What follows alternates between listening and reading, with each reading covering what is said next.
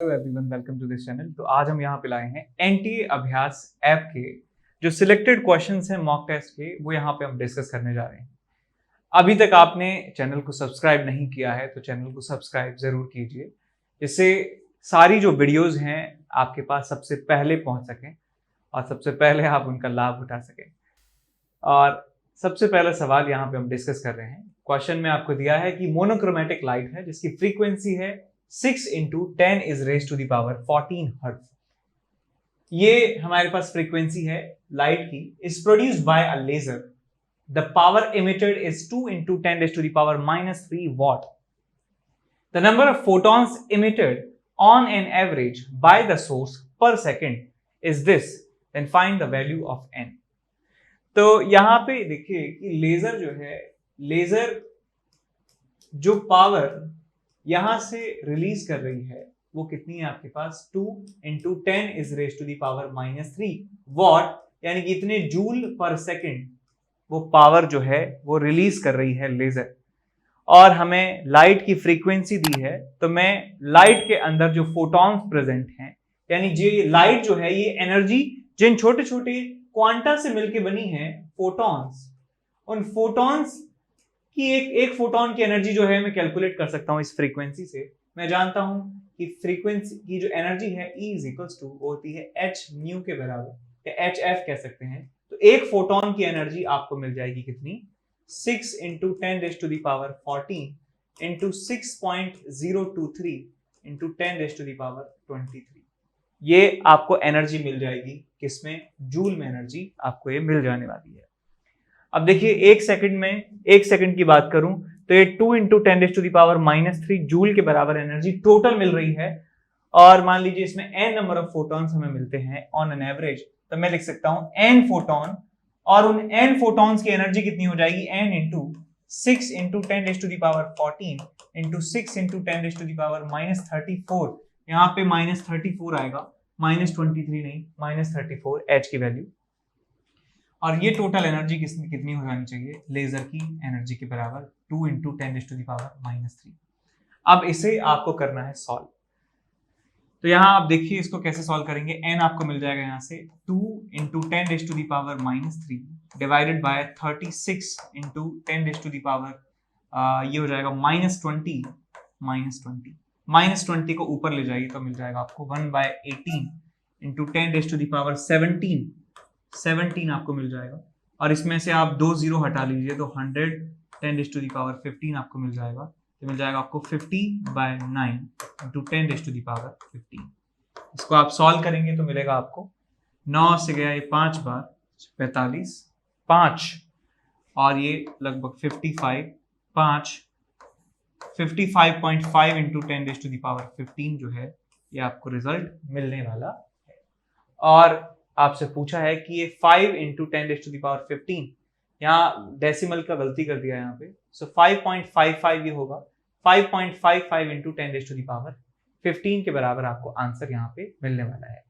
अब आप कहोगे कि इसका करेक्ट आंसर 5 क्यों लिखा है, 5.5 क्यों नहीं लिखा है, क्योंकि यहाँ पे हमने 6.023 को 6 मान लिया था, 6.023 को 6 मान लिया था, यानी कि ये डिनोमिनेटर जो है हमने घटा दिया था।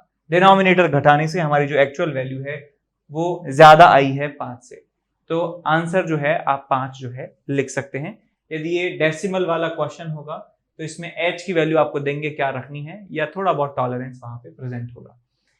तो सवाल को यदि आप रेट करना चाहें कितने मार्क्स देंगे, तो ये फेयरली आसान क्वेश्चन है, सो 3 out of 5 इसे आप दे सकते हैं, 3 out of 5 इसे।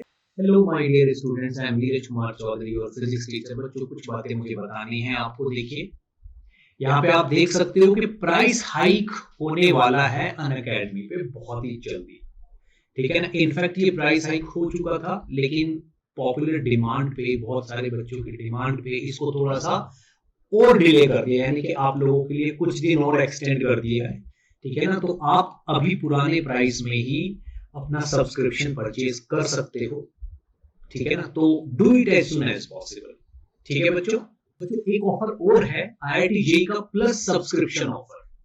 इसमें क्या है, अगर आप 12 मंथ का सब्सक्रिप्शन खरीदते हो तो आपको 2 मंथ्स का फ्री मिलता है, और अगर आप 24 मंथ का खरीदते हो तब भी आपको 2 मंथ का सब्सक्रिप्शन फ्री मिलता है, एक्स्ट्रा एक्सटेंशन।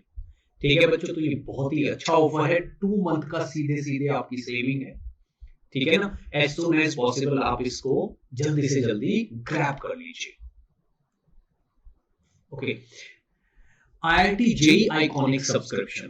ठीक है बच्चों, अगर आप बच्चों आइकॉनिक सब्सक्रिप्शन लेते तो आपको आपके घर पे, ठीक है ना, study material free of cost मिलेगा, आपके घर पहुंच जाएगा स्टडी मटेरियल अगर आप आइकॉनिक सब्सक्रिप्शन लेते हो। ठीक है ना, जो कि 12 मंथ का, 18 मंथ और 24 मंथ का अगर आप लेते हो तब ये ऑफर आपके लिए फ्री है, समझ लीजिए। आपको अनअकैडमी के branded notes free of cost आपके घर पे मिलेंगे। ठीक, नेक्स्ट देखिए। Okay, crack Unacademy prodigy scholarship test. बच्चों 11 करोड़ तक के अवार्ड्स इसमें रखे गए हैं, जो कि 14 to 15 अगस्त को होना है। ठीक है ना, और डेली प्रैक्टिस टेस्ट भी है इसमें, जिनमें डेली एक विनर को आईपैड मिलेगा, जो कि 12 जुलाई से डेली हो रहा है। ठीक है बच्चों, इसी में आपको एक चीज और बता देता हूं मैं, अगर आप टॉप 2 में एग्जिस्ट करते हैं, ठीक है ना, टॉप 2 में एग्जिस्ट करते हैं, तो आपकी फर्स्ट ईयर की कॉलेज फी अनअकैडमी स्पॉन्सर करेगा। ठीक है बच्चों, जो कि बहुत ही बड़ी अमाउंट होगी। ठीक है, नेक्स्ट, अगर आप 1 to 10 रैंक में आते हो, ठीक है ना, तो आपको मैकबुक मिलेगा, और अगर आप 11 to 15 रैंक में आते हो तो आपको आईफोन 12 मिलेगा, और 15 से लेके यानी कि 16 से लेके आप 20 की रैंक तक आते हो तो आपको एप्पल का आईपैड मिलेगा। 21 से लेके 50 रैंक तक आपको इको, और 51 से लेके 100 रैंक तक को अमेज़न के वाउचर्स भी मिलेंगे। ठीक है बच्चों, तो ये बहुत ही बेहतरीन ऑफर है। एज सुन एज पॉसिबल अगर आपने रजिस्टर नहीं किया तो प्रोडिजी के टेस्ट के लिए आप रजिस्टर कर लीजिए, और ये इनाम मिलने के बहुत चांसेस बनते हैं, क्योंकि पूल अमाउंट पहुंच जाता है। ठीक है बच्चों, तो इसी के साथ मैं आपसे विदा लेता हूं, और जब भी सब्सक्रिप्शन लोगे तो NKC सर लाइव कोड डालना मत भूलिएगा, इससे आपको 10% का डिस्काउंट भी मिल जाएगा। ठीक है बच्चों, थैंक यू। यहाँ पे हम क्वेश्चन डिस्कस कर रहे हैं, क्वेश्चन नंबर कुछ नहीं है, बस क्वेश्चन है। तो सवाल में आपको दिया है कि एक हाईली रिजिड क्यूबिकल ब्लॉक है A of small mass M and side L is fixed rigidly onto another cubical block B of the same dimensions and of low modulus of rigidity eta, such that the lower face of A completely covers the upper face of B. The lower face of B is rigidly held on a horizontal surface. तो इतना जो है, जो सवाल में दिया है वो बना लेते हैं। तो हमारे पास एक क्यूब है, क्यूब का जो साइड लेंथ है वो L के बराबर है, ये थोड़ा सा लेस रिजिड है, यानी कि इसके अंदर फ्लेक्स है। फ्लेक्स समझते हैं कि टोइंग है। तो इसका नाम है B, और इसको एक ग्राउंड से जो है अटैच कर दिया जाता है परमानेंटली। इसके ऊपर बिल्कुल सेम डायमेंशन का दूसरा एक क्यूब है जिसका नाम है A, और ये कंप्लीटली रिजिड है। ये कंप्लीटली रिजिड नहीं है, इसका कोफिशिएंट ऑफ रिजिडिटी जो है ईटा के बराबर है। अब हम क्या कहते हैं इसमें, a force F is applied perpendicular to one of the side faces of A and the force is withdrawn. Block A executes small oscillations, the time period of which is given by. तो हम block number A के ऊपर एक force लगाते हैं, कुछ इस तरीके से फोर्स लगाया जाता है F के बराबर। ये दोनों ब्लॉक भी ये अच्छे तरीके से जुड़े हुए हैं। इसमें फ्लेक्स है, इसमें फ्लेक्स नहीं है, इसमें फ्लेक्स है, इसमें नहीं है। तो जैसे ही इसको पुश किया जाएगा F फोर्स लगाकर, तो ये पूरा सिस्टम जो है कैसे ढल जाएगा वो आप यहां पे देखिए। मैं सिस्टम का फोटो बना रहा हूं आपके सामने, पेंटिंग बना रहा हूं बेसिकली। तो एक आर्ट है ये भी एक, और मैं एक आर्टिस्ट हूं। ये आपको मिल जाएगा, ये ब्लॉक है आपका B, और A की जो सूरत है वो ऐसी ही रहने वाली है जैसी पहले थी। कुछ ये सिचुएशन आपको यहाँ पे मिलने वाली है। ये ए हो गया, ये आपका बी हो गया।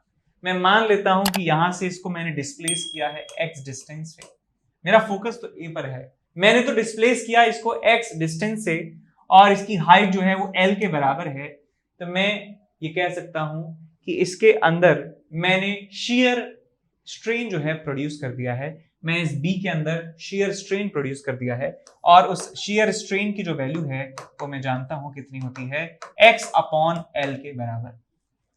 अब shear स्ट्रेन यदि हम लाए हैं तो shear स्ट्रेस भी यहां पे प्रोड्यूस हुआ होगा, तो shear स्ट्रेस के बारे में मैं लिख सकता हूं shear स्ट्रेस जो है इसके अंदर प्रोड्यूस हुआ होगा F divided by area, F divided by area, या F जो इसके अंदर प्रोड्यूस हुआ है F इंटरनल रीस्टोरिंग फोर्स कह सकते हैं इसको, divided by area is L square.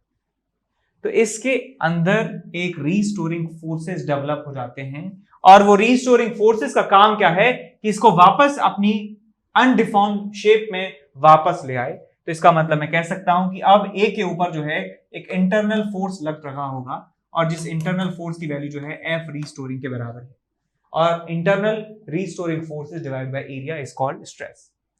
अब इनका रेशियो मैं जानता हूं किसके बराबर होता है, ईटा के बराबर होता है, मॉडुलस ऑफ रिजिडिटी के बराबर होता है। तो मैं मॉडुलस ऑफ रिजिडिटी का फॉर्मूला लिखूंगा, modulus of rigidity is equal to stress upon strain. तो यहां पे आ जाएगा आपको R F restoring divided by L square, आ जाएगा आपके पास एक्स इंटू एल, एल से गया एल तो आपको मिल जाएगा F resultant divided by X into L. तो ये ईटा की वैल्यू जो है आपको मिल जाएगी, ईटा की वैल्यू जो है आपको मिल जाएगी। ईटा की वैल्यू तो पता ही है, तो आपको रिजल्टेंट रीस्टोरिंग फोर्स की वैल्यू मिल जाएगी यहां से एक्स एल इंटू ईटा। तो ये फोर्स आप कह सकते हैं किसके प्रोपोर्शनल है, ये एक्स के प्रोपोर्शनल है। इसका मतलब ये सिंपल हार्मोनिक मोशन जो है करेंगे, ये जो पूरा सिस्टम है आपका। तो मैं यहां लिख सकता हूं कि जो टाइम पीरियड होने वाला है वो होगा टाइम पीरियड आपके पास 2 pi under root of m by l into eta. So m by nl जो है 2 pi under root m by nl, ये आपका टाइम पीरियड ऑफ ऑसिलेशन आपको मिलने वाला है। तो ये डी ऑप्शन जो है आपका सही यहाँ पे हो जाता है। सवाल जो है काफी फ्रेश था, ऐसे सवाल जो है काफी कम होते हैं, हम जो नॉर्मल प्रैक्टिस करते हैं नॉर्मल क्वेश्चंस की। तो इसकी यूनिकनेस के लिए इसको 4 जो है हम मार्क देने वाले हैं, 4 आउट ऑफ 5, 4 आउट ऑफ 5 से दिया जा सकता है स्कोर। इसके बाद चले हैं अगले सवाल की तरफ जिसमें दिया है 2 ब्लॉक्स हैं A और B जिनके मासेस हैं m और 2m respectively, attached eight opposite ends of A spring constant K, placed on a smooth horizontal surface. That's it. Spring is initially at its natural length L and given a velocity 2v0 and B is given velocity v0. Then maximum separation between m and center of mass of the system will be. तो centre of mass और m के बीच में हमें बताना है कि maximum कितना separation हो सकता है। तो सबसे पहले मैं यहां पे क्या करने जा रहा हूं कि जब मैक्सिमम सेपरेशन होगा तो इनकी मैक्सिमम सेपरेशन जब होगा मैक्सिमम, तो कह सकता हूं कि मैक्सिमम एक्सटेंशन स्प्रिंग में हो रहा होगा। तो मैं मैक्सिमम एक्सटेंशन निकाल रहा हूं पहले कि कितना मैक्सिमम एक्सटेंशन इस स्प्रिंग में होने वाला है। तो सबसे पहले मैं कहूंगा कि मैक्सिमम एक्सटेंशन के समय at the instant when the spring is in maximum extension state, maximum extension state, तो क्या होगा जी, ये दोनों जो हैं एक कॉमन वेलोसिटी से चल रहे होंगे, दोनों की वेलोसिटी कॉमन रही होगी। तो मैं कंजर्वेशन ऑफ लीनियर मोमेंटम लगा सकता हूं हॉरिजॉन्टल डायरेक्शन में पूरे सिस्टम के ऊपर। तो लिखूंगा m into 2v0 plus 2m into minus v0 is equal to, दोनों जो मासेस हैं m और 2m ये कॉमन वेलोसिटी से चल रहे होंगे, कॉमन वेलोसिटी से चल रहे होंगे। 2m v0 है माइनस 2m v0 है, आपको मिल जाएगा 0। तो यहां से आपको कॉमन वेलोसिटी मिलेगी 0। इसका मतलब दोनों जो ब्लॉक हैं वो अल्टीमेटली रुक जाएंगे, दोनों जो हैं फाइनली एक साथ 0 हो जाएंगे at the instant when the spring is in maximum extension state. Spring खिंच चुकी है जितनी ज्यादा वो खिंच सकती है और दोनों जो ब्लॉक हैं वो रेस्ट पे आ चुके हैं, रेस्ट पे आ चुके हैं दोनों ब्लॉक। तो यहां मैं लिख सकता हूं कि k इनिशियल मैं लिख सकता हूं half into m into 2v0 का square plus half into m into v0 का स्क्वायर, ये kinetic energy initial plus initial potential energy 0। Spring में कोई भी खिंचाव नहीं है, पहले वो नेचुरल लेंथ में थी, इसलिए हाफ के एक्स स्क्वायर की वैल्यू हो जाएगी 0 के बराबर, is equal to final kinetic energy 0, final potential energy half के एक्स m का स्क्वायर। तो 4/2 एंड 2/2 याद आएगा आपके पास 6/2 इज 3mv0 स्क्वायर और ये आ जाए आपके पास 2 डिवाइडेड बाय k, तो ये xm की वैल्यू आपको मिल जाती है यहाँ से 6m v0 square divided by k के बराबर। Under root of 6m v0 square divided by k, it is the maximum extension of the spring, maximum extension of the spring. अब हमें निकालनी है कि इसकी दूरी। अच्छा, एक चीज और देख लीजिए यहाँ पे कि इनिशियल यदि देखा जाए तो लीनियर मोमेंटम जो है इसका कितना है, 0 के बराबर है। इनिशियल लीनियर मोमेंटम 0 के बराबर है, p इनिशियल जो है वो 0 के बराबर है, और कंजर्वेशन ऑफ लीनियर मोमेंटम हमने लगाया, इसका मतलब कह सकता हूं कि फाइनल मोमेंटम जो है वो भी 0 के बराबर है। इनिशियल मोमेंटम 0, फाइनल मोमेंटम 0, तो मैं कह सकता हूं यहां से कि सेंटर ऑफ मास जो है वो रेस्ट पे रहा है, centre of mass is at rest. Centre of mass हिला भी नहीं है बिल्कुल भी, क्योंकि एवरेज फोर्स 0 है, तो सेंटर ऑफ मास यहाँ पे मूव किया ही नहीं है। आप चाहे तो निकाल भी सकते हैं इनिशियल यदि मैं निकालना चाहूँ सेंटर ऑफ मास की velocity of centre of mass देखिए m into 2v0 plus minus 2m into v0 divided by total mass कितना है 3m के बराबर, यहाँ से आज आपके पास 0 के बराबर। तो सेंटर ऑफ मास की पहले वेलोसिटी 0 थी, बाद में भी वेलोसिटी 0 है, इसका मतलब सेंटर ऑफ मास जहां पे था वहीं पे रखा है। अब हमें निकालना है कि क्या होने वाला है मैक्सिमम दूरी इस ब्लॉक M की सेंटर ऑफ मास से। देखिए आपके पास है ब्लॉक M, ये आपके पास है 2m। पहले जो स्प्रिंग थी वो नेचुरल लेंथ में थी, यानी कि L जो है टोटल लेंथ था, तो सेंटर ऑफ मास हैवी वाले मास के पास रखा होगा कहीं, और मैं ये दूरी बता सकता हूं कितनी आपके पास, x1 कह देता हूं इसे, ये जाए आपके पास 2m into total length divided by total mass कितना है 3m, तो आपके पास ये 2l/3। अब इसमें एक्सटेंशन हो चुका है, यानी कि स्प्रिंग की लेंथ जो है और ज्यादा बढ़ चुकी है, स्प्रिंग की लेंथ और ज्यादा जो है बढ़ चुकी है, तो मैं अब कह सकता हूं कि नई लेंथ जो है वो किसके बराबर है, L प्लस x के बराबर है। और अब सेंटर ऑफ मास तो वही है, अभी सेंटर ऑफ मास तो वही है, तो मैं कह सकता हूं कि ये जो डिस्टेंस है कितना हो जाएगा आपके पास 2/3 of L plus x, 2/3 of L plus x आपको ये डिस्टेंस मिलने वाली है। ठीक, तो आप निकाल लीजिए। सो 2/3 L plus x plus 2/3 of x, x कितना है आपके पास mv square 6mv0 square divided by k का अंडर रूट। इसको अंदर ले जाइए तो क्या मिलेगा, 2l/3 plus 4/9 6mv0 square divided by k। 3 से गया है 2 बार, 3 से गया है 3 बार, सो 3 दूनी 6, सॉरी 2 बार, सो 8/3 आपको मिल जाएगा यहाँ से। सो 2l/3 plus 8/3 mv0 square divided by k का अंडर रूट, ये आपको आंसर मिलने वाला है। तो चेक कर लीजिए, ऑप्शन जो है डी आपका सही है।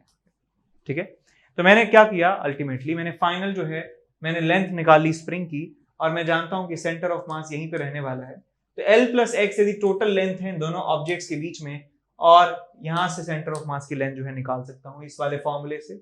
सो 2m into L plus x divided by 3m से मैं ये आंसर निकाल सकता हूँ। ठीक है, सवाल अच्छा था, ठीक था, अच्छा था, तो इसको आप कह सकते हैं 4 आउट ऑफ 5 इसे दिया जा सकता है। नेक्स्ट क्वेश्चन की तरफ चलें। क्वेश्चन में दिया है कि temperature of a black body increases when it's observed that wavelength corresponding to maximum energy changes from 0.26 micrometer to 0.13 micrometer. The ratio of emissive power of the body at the respective temperatures is. तो black body का temperature हम बढ़ा रहे हैं, और जो maximum energy के corresponding जो वेवलेंथ होती है जिसको लैम्डा मैक्स कहा जाता है, और टेम्परेचर में क्या रिलेशन होता है आपको मालूम होना चाहिए, वेन्स डिस्प्लेसमेंट लॉ इसे कहते हैं। सो लैम्डा एम, इसका मतलब क्या है कि ब्लैक बॉडी से निकलने वाली जो एनर्जी है उस एनर्जी में सबसे ज्यादा कंट्रीब्यूशन कौन सी वेवलेंथ का है, वो वेवलेंथ की वैल्यू है लैम्डा मैक्सिमम, और उस समय ब्लैक बॉडी का टेम्परेचर कितना है T, और ये वैल्यू जो है एक कांस्टेंट के बराबर होती है, that is called Wien's constant, that is equals to B। आप यहां से कह सकते हैं कि हमने टेम्परेचर चेंज किया है, तो lambda m into T1 is equal to lambda m dash into T2। So 0.26 micrometer थी पहले, टेम्परेचर था लेट्स से T1 के बराबर, लैम्डा m डैश यानी 0.13 हो चुकी है अब, और टेम्परेचर हो चुका है T2, तो 13 से चला गया 2 बार, so T2 is equal to 2T1, यानी कि हमने टेम्परेचर को डबल कर दिया है, टेम्परेचर को डबल कर दिया है, इसलिए वेवलेंथ जो है वो कम हो गई है, हमारी आधी रह गई है। तो हमें इमिसिव पावर का रेशियो निकालना है। इमिसिव पावर होती है आपके पास ब्लैक बॉडी की A sigma T raise to the power 4, और ये आपके पास मिल जाएगी E1 by E2 is equals to A sigma T2 raise to the power 4 T1 raise to the power 4, A से A गया, सिग्मा से सिग्मा गया, T1 raise to the power 4 divide by T2 raise to the power 4। So T1 की value, T2 की value T1 की terms में लिख दूंगा तो मिल जाएगा यहाँ से T1 raise to the power 4 divide by 16 into T1 raise to the power 4, T1 power 4 से T1 पावर 4 गया, आपको मिल जाता है answer E1 by E2 is equal to 1 by 16। So 1 by 16 आपके पास आंसर मिल जाता है। सवाल बहुत ज्यादा आसान था, बस आपको वेन्स डिस्प्लेसमेंट लॉ आना चाहिए क्या होता है। सवाल को आप कह सकते हैं कि ये 2 आउट ऑफ 5 है, यदि आपको वेन्स डिस्प्लेसमेंट लॉ आता है तो। नहीं आता फिर तो कठिनाई की सीमा ही नहीं है। इसके बाद चलें अगले सवाल की तरफ, जिसमें दिया है a voltmeter of variable ranges 3 volt, 15 volt, 150 volt is to be designed by connecting resistances R1 and R2 and R3 in series with a galvanometer of resistance 20 ohm as shown in figure. The galvanometer gives full pass through its coil. Then the resistances R1, R2 and R3 kilo ohm should be respectively. तो ये सवाल जो है ये अधूरा है। कैसे पता चला अधूरा है? बिकॉज इन सवाल को करने से पहले, इन सवाल को यहाँ पे प्रेजेंट करने से पहले मैं एक बार इन सवालों को जरूर देखता हूँ कि क्या इनमें कोई पॉइंट बताने वाला है या नहीं है। और उस तरीके से सिलेक्शन जो प्रोसेस है वो इस तरीके से होता है। देखिए सारे जो क्वेश्चन हैं पेपर में जो आए हैं उनको एक एक करके देखा जाता है कि कौन सा क्वेश्चन बहुत ज्यादा सिंपल है, कौन सा क्वेश्चन बच्चों को आता ही होगा, तो इस तरीके के क्वेश्चंस का सिलेक्शन रिजेक्शन किया जाता है। तो इस क्वेश्चन में जो है डेटा कुछ अधूरा है, इस लाइन के बाद यहाँ पे कुछ प्रिंट नहीं हुआ है। The galvanometer gives full pass through it's coil, इसका मतलब है कि फुल डिफ्लेक्शन देता है जो गैल्वेनोमीटर है एट 1 मिली एम्पियर करंट। ये जो वैल्यू है ये मिसिंग है यहाँ पे। Full deflection current 1 milliampere यहाँ पे दिया है क्वेश्चन में, लिखना भूल गए हैं, तभी आपका आंसर आ पाएगा, तभी आप क्वेश्चन को सॉल्व भी कर पाएंगे। तो 1 मिली एम्पियर पे गैल्वेनोमीटर जो है वो कंप्लीटली डिफ्लेक्ट हो जाता है। तो हमें चाहिए कि हम वोल्ट मीटर बना सकें, कितने वोल्ट का, 3 वोल्ट का वोल्ट मीटर बना सकें। तो हम जानते हैं फॉर्मूला कि जो गैल्वेनोमीटर में जो करंट है IG, इस पे फुल डिफ्लेक्शन हो जाता है। तो अब ये फुल डिफ्लेक्शन ज्यादा वोल्टेज पे मिलना चाहिए, ज्यादा वोल्टेज पे मिलना चाहिए। तो मैं लिखूंगा IG इंटू टोटल रेजिस्टेंस कितना हो चुका है RG प्लस R1, मैं लिखूंगा RG प्लस R1। यदि मैं सिर्फ सीरीज में R1 रेजिस्टेंस लगाता हूं तो ये 3 वोल्ट का बन जाना चाहिए voltmeter, is equal to 3 I into सारे जो रेजिस्टेंसेज हैं इनके अक्रॉस जो पोटेंशियल डिफरेंस आ गया है I into R is equal to 3 volt के बराबर होना चाहिए।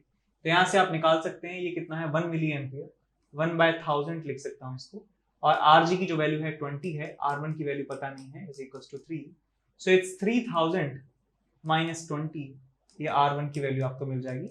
सो R1 कितना आ जाता है आपको 2980 ओम के बराबर आपको आंसर मिल जाएगा। इसको यदि आप किलो ओम में लिखना चाहें तो 2.98 किलो ओम आप लिख सकते हैं R1 की वैल्यू को।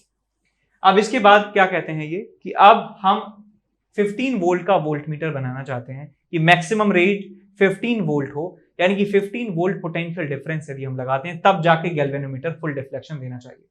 तो अब हमारे पास 1, 2 और 3 रजिस्टर जो है सीरीज में लगे हैं, हमें इसके और इसके अक्रॉस जो है कनेक्ट करना होगा वोल्ट मीटर को। तो मैं लिख सकता हूँ यहाँ पे 15 is the range of this new voltmeter is equal to IG into RG plus R1 plus R2। तो इसे आप सॉल्व करेंगे आप तो आपको मिलेगा यहाँ से 15,000, 1 मिली एम्पियर को 1/1000 लिखा, 1000 को यहाँ मल्टीप्लाई किया, so 15,000 minus RG minus R1 which is 2980 is equals to R2 आपको मिल जाता है। ये कितना हो गया आपके पास 3000, ये कितना आ गया आपके पास 12000, so R2 is equals to 12 kilo ohm, आपको ये आंसर मिल जाएगा। So 2.98 kilo ohm, 12 kilo ohm. अब हमें बनाना है 150 वोल्ट का वोल्ट मीटर, तो यहाँ लिखूंगा मैं 150 is equals to IG which is 1/1000 into इस सारे रेजिस्टेंस जो है सीरीज में लगे हुए हैं। So this is 20 This is 2980, which is 3000, 3000 और 12,000, 15,000, 15,000 plus R3, 15,000 plus R3. अब देखिए क्या होगा यहाँ पे, से आ जाएगा आपके पास 1.5 लाख माइनस 15,000, 15,000 तो कितना आ गया आपके पास 1,35,000, यानी कि 135 किलो ओम जो है आपको आंसर मिल जाएगा R3 का. R3 is 135 kilo ohm. Check कर लीजिए आंसर. सो 135, 12, 2.98 बी ऑप्शन जो है बिल्कुल सही है यहाँ पे. ठीक है, सवाल ठीक था. इसको मल्टी रेंज वोल्टमीटर कहा जाता है. ये एक एक्चुअल डिवाइस होती है. ये अलग अलग रेंजेस के जो वोल्टेजेस होते हैं उनको नापने के काम आता है. तो सवाल जो है ठीक था, अच्छा था. इसे आप 4 आउट ऑफ 5 रेट कर सकते हैं. अच्छा सवाल है, इंपॉर्टेंट भी है. इसके बाद हम चलें अगले क्वेश्चन की तरफ, जिसमें दिया है block of mass m is kept on an inclined plane of a lift moving with an acceleration of 2 meter per second square.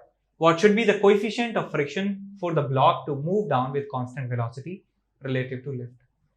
तो इतना कोफिशिएंट ऑफ फ्रिक्शन हो जिससे हमारा जो ऑब्जेक्ट है वो लिफ्ट के रेस्पेक्ट में एक कांस्टेंट वेलोसिटी से मूव करे, यानी कि उसका नेट एक्सेलरेशन 0 होना चाहिए.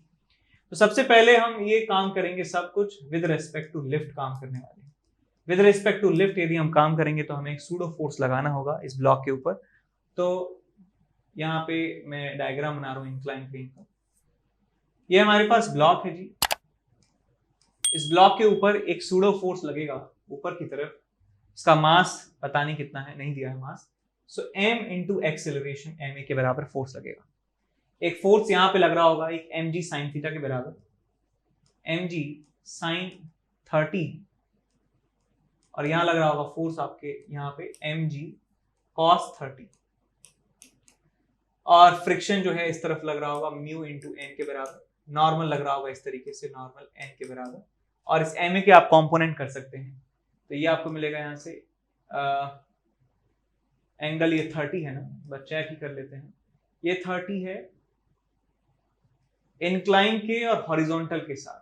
ये 30 है तो ये 60 हो जाएगा. तो बन जाएगा आपके पास ma cos 60, और ये बन जाएगा आपके पास ma sin 60, ma sin 60. तो अब नॉर्मल की वैल्यू यदि आप निकालना चाहें तो आपको मिलेगा normal n is equals to m into 10 √3/2 minus m into 2 √3/2. So it's will be 4 into m into 4 √3. ये आपको मिल जाएगी नॉर्मल की वैल्यू. अब मैं चाहता हूं कि इस डायरेक्शन में जो इसका मोशन है कांस्टेंट वेलोसिटी से हो, तो इस डायरेक्शन में लगने वाले फोर्सेस को आपको बराबर करना होगा. तो मैं लिखूंगा यहाँ से mg m into 10 into sine 30 1/2 is equal to ma cos 60 m into 2 cos 60 इज 1/2 plus mu into n.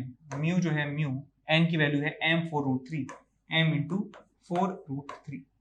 Solve करिए इसको. m सब जगह हट जाएगा. 2 से 2 चला गया, 2 से 5 चला गया, ये 5 है, ये 1 है, ये म्यू इंटू 4 √3 है, ये गया आपके पास 4, 4 से चला गया 4. सो म्यू की वैल्यू आपको मिल जाती है 1/√3 के बराबर. क्वेश्चन यहाँ पे हम डिस्कस कर रहे हैं. क्वेश्चन में दिया है कि एक साइक्लिस्ट है जो मूव कर रहा है कांस्टेंट एक्सेलरेशन से ऑफ 1.2 मीटर पर second square on a straight track. तो ये साइक्लिस्ट है, स्ट्रेट ट्रैक पर ये मूव कर रहा है कांस्टेंट एक्सेलरेशन. सर्कुलर पाथ पे एक रेसर रेस कर रहा है. 150 मीटर इसका रेडियस है. कांस्टेंट स्पीड 15 मीटर पर सेकंड से, यानी कि इसकी स्पीड 15 मीटर पर सेकंड है. ये ऑन फुट है. तो find the magnitude of velocity of racer. Magnitude निकालना है किसका? Velocity of racer which is measured by cyclist. जो कौन मेजर कर रहा है? साइक्लिस्ट. यानी साइक्लिस्ट के रेस्पेक्ट में वेलोसिटी का मैग्नीट्यूड निकालना है रेसर की, जब वो has reached a speed of 20 meter per second for the position represented in the figure. तो निकालते हैं. तो साइक्लिस्ट की जो स्पीड है इस समय क्वेश्चन में दी हुई है, लास्ट में 20 मीटर पर सेकंड के बराबर जो है पहुंच चुकी है. तो v साइक्लिस्ट जो मैं लिख सकता हूं यहां से 20 i कैप मीटर पर सेकंड के बराबर. और इस रेसर की जो वेलोसिटी, बिकॉज ये एक सर्कल में मूव कर रहा है, तो इसका वेलोसिटी जो है टेंजेंशियल डायरेक्शन में रहा होगा, VR में कह सकता हूं. ये एंगल 30 है हॉरिजॉन्टल से, इसका मतलब ये हुआ कि हॉरिजॉन्टल से जो एंगल है ये 30 है, तो ये 60 हो गया। सो वी आर वेक्टर मैं कह सकता हूं ये कांस्टेंट स्पीड 15 से चल रहा है। सो ये 15 है जी, ये 15 cos 60 हो गया और ये 15 sin 60 हो गया इसके कंपोनेंट्स। तो मैं लिखूंगा 15/2 i cap plus 15√3/2 j cap. तो velocity of racer with respect to the cyclist is equals to कितना आ जाएगा आपके पास, ये माइनस ऑफ 7.5 12.5 को क्या लिख सकते हैं 25/2। सो 25/2 i cap plus 15√3/2 j cap. अब इस वेलोसिटी का आपको मैग्नीट्यूड निकालना है कितना होगा, तो मैग्नीट्यूड इसका निकाल सकते हैं बड़ी आराम से कि VRC का मैग्नीट्यूड हो जाएगा आपके पास 625 divided by 4 plus 225 into 3 divided by 4। तो यहाँ इसका अंडर रूट आपको लेना है। आप क्या करेंगे, ऊपर से 25 जो है कॉमन ले लीजिए। सो 25/4 ब्रैकेट के अंदर कॉमन है, अंडर रूट के अंदर कॉमन है, तो मिलेगा आपको यहाँ से 25 प्लस ये मिलेगा 9 इंटू 3। बस सॉल्व कर लीजिए और इसको 5/2 इंटू ये मिल जाएगा आपके पास 27 प्लस 25 52 के आसपास। तो अंडर रूट ऑफ 52 यहाँ पे आपको रिजल्ट मिल जाएगा। 52 का मतलब क्या हुआ, अप्रोक्सीमेटली 7 से थोड़ा सा ज्यादा, 7 से थोड़ा सा ज्यादा, तो ये मिल जाएगा आपको 7 से थोड़ा सा ज्यादा, और ये 5/2 तो ये लगभग 17.5 से थोड़ा सा ज्यादा जो है आपको आंसर मिल जाएगा। 17.5 से थोड़ा सा ज्यादा आंसर मिल जाएगा। तो देख लीजिए इन चारों ऑप्शंस में से जो है ये सबसे क्लोज है, इसका मतलब ए ऑप्शन हमारा सही है। सवाल बहुत ज्यादा आसान था, इसे आप 1 आउट ऑफ 5 कह सकते हैं, 1 आउट ऑफ 5 इसे आप दे सकते हैं रेटिंग। इसके बाद हम चलें अगले क्वेश्चन की तरफ, जिसमें दिया है कि एक 80 माइक्रोकूलम चार्ज है is given to the 4 microfarad capacitor in the circuit. तो पहले तो मैं सर्किट में आपको कुछ मॉडिफिकेशन यहाँ पे करना चाहता हूँ, मतलब not a modification but it's just part of the solution. तो ये भी ग्राउंडेड है, ये भी ग्राउंडेड है, ये भी ग्राउंडेड है, इसका मतलब यहाँ का पोटेंशियल 0, यहाँ का पोटेंशियल 0, यहाँ का पोटेंशियल 0। तो इस ग्राउंडेड साइन को हटा के आप यहाँ पे एक स्ट्रेट वायर जोड़ सकते हैं। तो मैं इस सर्किट को ऐसे रिकंस्ट्रक्ट कर सकता हूं कि एक 5 ओम का यहाँ रजिस्टर लगा है, यहाँ एक R ओम का रजिस्टर है, यहाँ नीचे जो है ये सब जोड़ दिए मैंने, यहाँ पे एक स्विच लगा है, और यहाँ पे एक और रजिस्टर लगा है, और यहाँ पे एक कैपेसिटर लगा है। कैपेसिटर पे चार्ज कितना दिया है 80 माइक्रोकूलम के बराबर प्लस माइनस, और यहाँ पे 4 माइक्रोफैरेड इसका कैपेसिटेंस है, और यहाँ पे एक 16 ओम का रेजिस्टेंस लगा है, 16 ओम का रेजिस्टेंस। ठीक, क्वेश्चन क्या कहता है कि अपर plate A is positively charged, unknown charge resistance R is connected in the left limb. As soon as the switch S in the central limb is closed, इस स्विच को जैसे ही क्लोज किया जाता है, करंट जो है 2 एम्पियर का flow होता है 2 ओम रजिस्टर में in the central limb. The capacitive time constant for the circuit is. तो आप देखिए यहाँ पे एक चार्ज कैपेसिटर है और साथ में रेजिस्टेंस लगे हैं, तो ये कौन सा सर्किट हुआ, एक आरसी सर्किट हुआ। आरसी सर्किट में जब बैटरी नहीं है, चार्ज कैपेसिटर है ओनली और रेजिस्टर है, तो इसमें एनर्जी जो है, चार्ज जो है, करंट जो है, वो एक्सपोनेंशियली डिक्रीज करते हैं। तो वैसा ये सर्किट है, इसमें आपको निकालना है टाइम कांस्टेंट कितना है। टाइम कांस्टेंट होता है R/R इंटू सी के बराबर, RC is the time constant. तो आप क्या करिए यहाँ पे कि इस कैपेसिटर के अक्रॉस कितना रेजिस्टेंस है वो निकाल लीजिए। तो ये आपके पास रेजिस्टेंस, यदि इक्विवेलेंट रेजिस्टेंस निकालो तो मैं मान लेता हूँ इसकी वैल्यू R इक्विवेलेंट के बराबर है। ये दोनों सीरीज में है और ये दोनों का कॉम्बिनेशन इसके साथ पैरेलल में है, तो मैं यहाँ पे लिख सकता हूँ इनका इक्विवेलेंट रेजिस्टेंस होगा 16 into R+5 divided by R+5+16 which is R+21। तो ये R इक्विवेलेंट की वैल्यू है। तो R इक्विवेलेंट मैंने लिख दिया यहाँ पे एक रेजिस्टर लगा, यहाँ पे एक कैपेसिटर है, और कैपेसिटर पे के अक्रॉस जो पोटेंशियल डिफरेंस है वो कितना है 80/4 के बराबर इज इक्वल टू 20 वोल्ट के बराबर। और यहाँ पे हमारे पास एक और रेजिस्टर लगा हुआ है, और रेजिस्टर की जो वैल्यू है 2 के बराबर है, 2 ओम के बराबर है। क्वेश्चन कह रहा है कि जैसे ही स्विच को क्लोज किया जाता है, करंट जो है फ्लो होता है इसमें 2 एम्पियर के बराबर। तो इस सर्किट को जैसे ही क्लोज करूंगा तो ये कैपेसिटर जो है एक बैटरी की तरह बिहेव करेगा, 20 वोल्ट की बैटरी के बराबर ये बिहेव करेगा जैसे ही स्विच को क्लोज किया जाएगा। स्विच क्लोज करने के बाद जैसे जैसे टाइम बीतेगा, इसका जो वोल्टेज है इसके अक्रॉस जो है वो कम होता जाएगा, एनर्जी जो है वो लूज होती जाएगी। लेकिन t = 0 पे स्विच क्लोज करने के बाद एक 20 वोल्ट की बैटरी की तरह बिहेव करेगा, तो मैं लिख सकता हूं यहां से current 2 ampere is equal to total resistance पूरे सर्किट का, that is R equivalent plus 2। तो यहां पे लिखूंगा 20 अपॉन आर इक्विवेलेंट प्लस 2। ठीक है जी। तो यहां से आपको क्या मिल जाता है, 2 से चला गया 10 बार, सो आर इक्विवेलेंट आपको मिल जाएगा यहां से 8 ओम के बराबर। तो इस कैपेसिटर के अक्रॉस जो है, इस कैपेसिटर के अक्रॉस जो है वो रेजिस्टेंस कितना है, आर इक्विवेलेंट के बराबर, और आर इक्विवेलेंट इनटू सी आपको करना है। तो यहां से आपको मिल जाएगा time constant is equal to R equivalent into C के बराबर। तो यहां से आपको मिल जाएगा आर इक्विवेलेंट कितना है, 8 के बराबर, और सी की वैल्यू जो है 4 के बराबर है। सॉरी यहाँ पे मिस्टेक हुआ है, ये आर इक्विवेलेंट नहीं, ये भी तो 2 ओम का रेजिस्टेंस भी तो लगा है। So R equivalent plus 2 is the total resistance across in this circuit. तो ये सर्किट दोबारा बनाता हूं डायग्राम। सर्किट में क्या है आपके पास, आर इक्विवेलेंट 8 है, और यहाँ पे 2 ओम का रेजिस्टेंस लगा है 2, यहाँ पे कैपेसिटर लगा है। तो कैपेसिटर के अक्रॉस जो टोटल रेजिस्टेंस है वो 10 ओम के बराबर है। सो आर इक्विवेलेंट टोटल जो है वो 10 के बराबर है, सी की वैल्यू जो है 4 के बराबर है, तो आपको आंसर मिलेगा 40 के बराबर। सो 40 माइक्रो